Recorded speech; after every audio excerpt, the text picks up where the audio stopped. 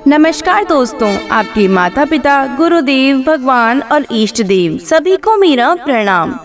आज इस वीडियो में हम आपको पितृपक्ष के नियमों के बारे में बताएंगे। वीडियो शुरू करने से पहले अगर आपने हमारे चैनल को सब्सक्राइब नहीं किया तो जल्दी से इसे सब्सक्राइब कर लें और बेल नोटिफिकेशन को भी ऑन कर लें, जिससे आने वाले सभी व्रत और त्योहारों की जानकारी आपको मिलती रहेगी। चलिए वीडियो शुरू करते हैं। पितरों का श्राद्ध करने में किन किन नियमों का ध्यान रखना चाहिए ताकि आपके द्वारा किया गया श्राद्ध कर्म खाली न जाए और पितृ भी आपसे प्रसन्न हो, इस बारे में आज हम आपको विस्तार से बताने जा रहे हैं। पितृपक्ष का आरंभ हो चुका है। ऐसी मान्यता है कि पितृपक्ष में पितृगण देवलोक से पृथ्वी लोक पर आते हैं और अपनी संतानों को सुखी और संपन्न रहने का आशीर्वाद देकर पितृ अमावस्या के दिन वापस देवलोक चले जाते हैं। पूर्णिमा से अमावस्या की अवधि को पितृपक्ष कहते हैं। इन 15 दिनों में लोग अपने पूर्वजों को याद करते हैं और तिथि के हिसाब से उनका श्राद्ध कर्म करते हैं। शास्त्रों में श्राद्ध कर्म को लेकर कुछ नियम बताए गए हैं जिनका पालन जरूर करना चाहिए। आइए जानते हैं क्या है ये नियम। श्राद्ध कर्म में गाय का घी, दूध या दही का मेल लेना चाहिए। यह ध्यान रहे कि गाय को बच्चा हुए 10 दिन से अधिक हो चुके हैं। 10 दिन के अंदर बछड़े को जन्म देने वाली गाय के दूध का उपयोग श्राद्ध कर्म में नहीं करना चाहिए। पितृपक्ष में अपनी क्षमता के अनुसार चांदी के बर्तनों का प्रयोग जरूर करना चाहिए। अगर आपके पास सभी बर्तन न हो तो कम से कम चांदी के गिलास में पानी जरूर देना चाहिए। ऐसी मान्यता है कि पितृपक्ष में चांदी के बर्तन में पानी देने से पितरों को अक्षय तृप्ति प्राप्त होती है। भोजन के बर्तन भी चांदी के हो तो और भी श्रेष्ठ माना जाता है। शास्त्रों में उन ब्राह्मणों को लेकर भी यह नियम बताया गया है कि जो श्राद्ध कर्म का भोजन ग्रहण करते हैं, इसके अनुसार ब्राह्मणों को भोजन मौन रहकर एवं व्यंजनों की प्रशंसा किए बगैर करना चाहिए, क्योंकि पितृ तब तक ही भोजन ग्रहण करते हैं जब तक ब्राह्मण मौन रहकर भोजन करें।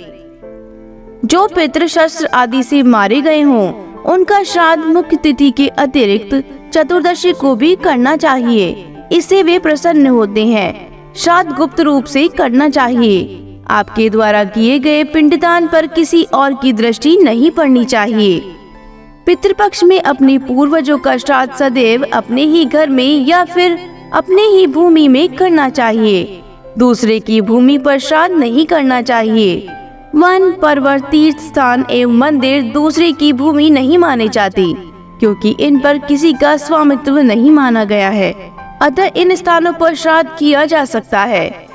जो लोग पूर्वजों के श्राद्ध में ब्राह्मणों के अलावा एक ही शहर में रहने वाली अपनी बहन, दामाद और भांजे को नहीं बुलाता, उसके द्वारा किए गए श्राद्ध का अन्न पितृ ग्रहण नहीं करते। पितृपक्ष में श्राद्ध करते समय यदि कोई भिक्षुक आ जाए तो उसे आदर पूर्वक भोजन कराना चाहिए। जो व्यक्ति ऐसे समय में घर आए याचक को भगा देता है, उसका श्राद्ध कर्म पूर्ण नहीं माना जाता और उसका फल भी नष्ट हो जाता है। शुक्ल पक्ष में, रात्रि में और ऐसे दिन जब 2 तिथियों का योग एक में ही हो रहा हो तथा अपनी जन्मदिन पर कभी श्राद्ध नहीं करना चाहिए। धर्म ग्रंथों के अनुसार सायंकाल का समय राक्षसों के लिए होता है। यह समय सभी कार्यों के लिए निंदित है, अतः शाम के समय भी श्राद्ध कर्म नहीं करना चाहिए। पितृपक्ष में श्राद्ध में यह चीजें होनी जरूरी मानी गई है। गंगा जल, दूध, शहद, कुश और तिल। केले के पत्ती पर श्राद्ध का भोजन न परोसे।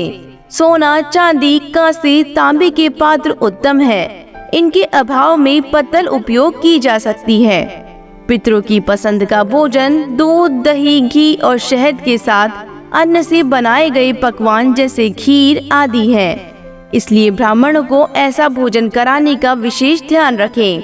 तैयार भोजन में से गाय, कुत्ता, कौवा, देवता और चींटी के लिए थोड़ा सा भाग जरूर निकालें। इसके बाद हाथ में जल, अक्षत, फूल और तिल लेकर ब्राह्मणों से संकल्प लें। पितृपक्ष में कुत्ते और कोए के निमित्त निकाला भोजन कुत्ते और कोए को ही कराएं, किंतु देवता और चींटी का भोजन गाय को खिलाया जा सकता है। इसके बाद ही ब्राह्मणों को भोजन कराएं।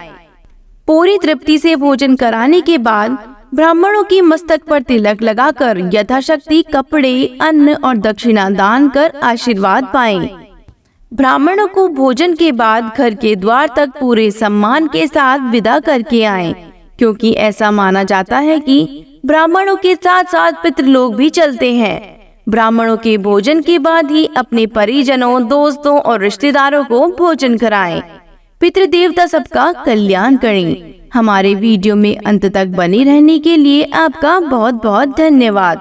अगर आपको हमारी जानकारी पसंद आई हो तो हमारे चैनल को ज्यादा से ज्यादा शेयर जरूर करें।